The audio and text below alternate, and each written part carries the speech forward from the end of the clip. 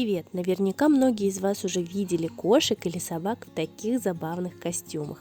Сегодня я попробую сделать для своей кошки что-то подобное. Из красного фетра вырезаем вот такую деталь и сворачиваем ее в колпачок. Края фиксируем с помощью горячего клея.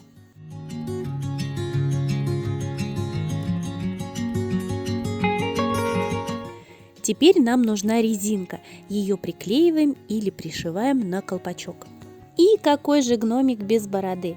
Из старой детской жилетки я вырезала деталь, похожую на бороду, и приклеила к самой резинке. Можно сделать иначе, приклеить или пришить к бороде резинку и одевать кошке на шею.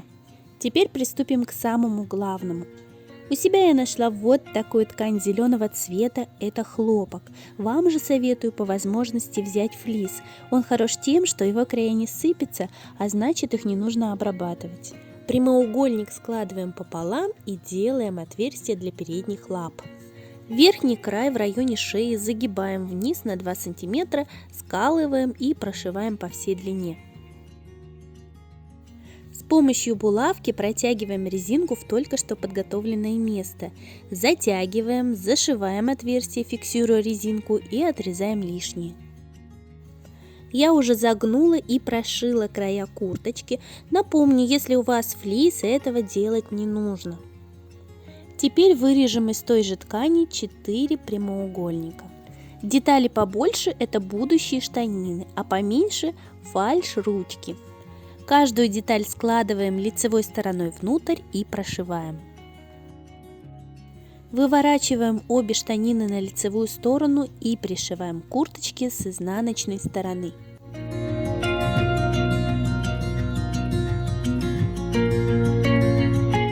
Вернемся к ручкам. Я сделала дополнительный шов под небольшим углом у основания, чтобы ручки смотрелись более естественно. Выворачиваем и набиваем наполнителем.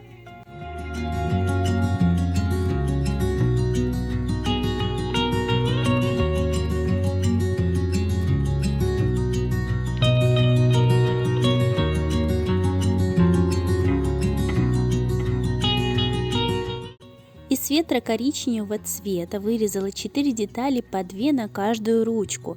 Склеиваю по краю, оставляя кармашек для наполнителя.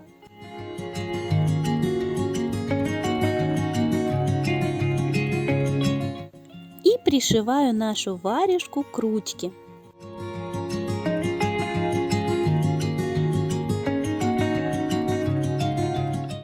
Наши ручки почти готовы. Приклеим небольшие полоски из красного фетра, чтобы скрыть место шва. То же самое сделаем на штанишках. Теперь осталось пришить фальш-ручки к курточке. Делаем это как можно ближе к горловине. А по краям пришиваем липучки.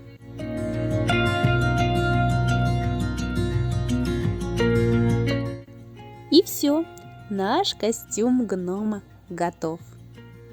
А если у вас остались вопросы, пишите в комментариях. Обязательно на все отвечу.